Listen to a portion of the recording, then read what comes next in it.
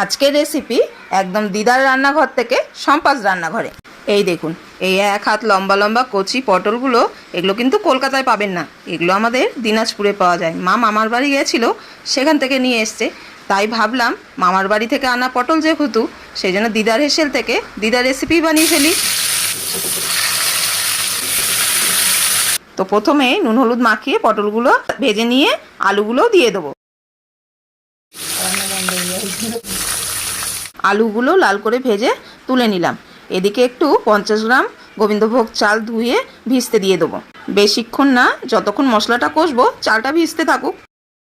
এরপর তেল গরম করে ফোড়ন দিয়ে নেবো। এখানে জিরে, তেজপাতা, শুকনো লঙ্কা, গরম মশলা ফোড়ন দিয়েছি।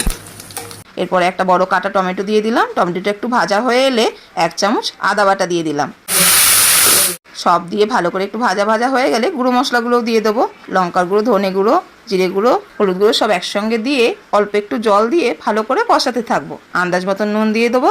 নুন দিয়ে ভালো করে কষিয়ে নিলে যখন তেল ছেড়ে আসবে, আলুগুলো দিয়ে দেবো। ভাজা আলু দিয়ে আরও খানিকটা কষানো হয়ে গেলে আগে থেকে ভিজিয়ে রাখা গোবিন্দভোগ চালটা দিয়ে দিলাম।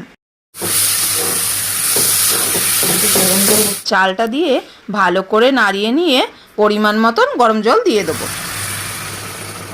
জল দেওয়ার পরে ভালো করে নাড়িয়ে নিয়ে মিনিট 5 ঢাকা দিয়ে রাখবো। 5 মিনিট পর ঢাকা খুলে ওপর থেকে ভাজা পটলগুলো দিয়ে দেবো। আর ওপর থেকে একটু স্বাদের জন্য 1 চামচ চিনি, 2-3টে কাঁচা লঙ্কা চিড়ে ভালো করে সব একসঙ্গে মিশিয়ে নিয়ে আরও 2-3 মিনিট ঢাকা দিয়ে রাখবো। ব্যাস হয়ে গেছে আমাদের চাল পটল। নামানোর আগে ওপর দিয়ে ঘি, গরম মশলা দিয়ে নামিয়ে নিলেই রেডি।